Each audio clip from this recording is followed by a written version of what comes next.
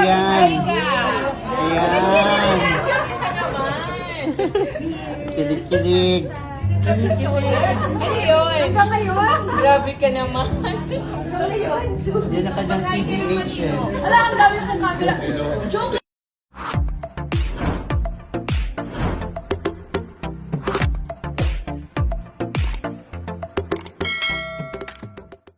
Sparkle artist na si Shuvi Etrata hindi napigilan ang kiligin matapos muling makita at makasama sa isang dinner party ang kanyang ultimate celebrity crush na si Donnie Pangilinan.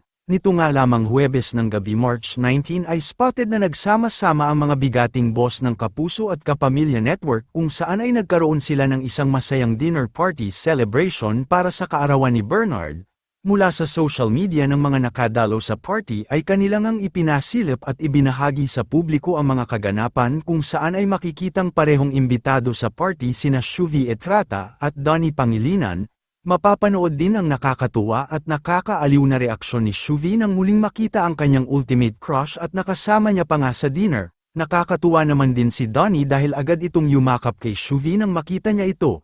Ang tanong naman ng marami ay kung magkakaroon nga ba ng collab project ang dalawa dahil marahil ay hindi maiiwasan na pag-usapan ito dahil parehong nasa party ang mga boss ng Kapuso at Kapamilya Network. Hindi din naman maitatanggi na talagang may kilig factor sa kanilang dalawa. Narito panuurin natin ang mga bidyong na ibahagi.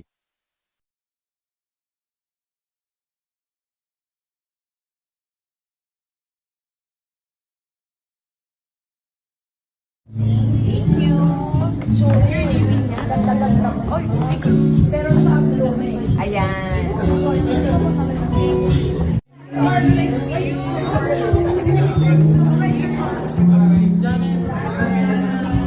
Ganda ng bag. My bye. Oh, to all followers of Sir Oscar, hello po. Ayan. Ayan. Diyos ka naman. Kilig-kilig. Ano yun? Hanggang ngayon? Grabe ka naman. Hanggang ngayon? Yan na kanyang TDH eh. Ala, ang dami pong camera. Joke lang. Ganyan ko pasto.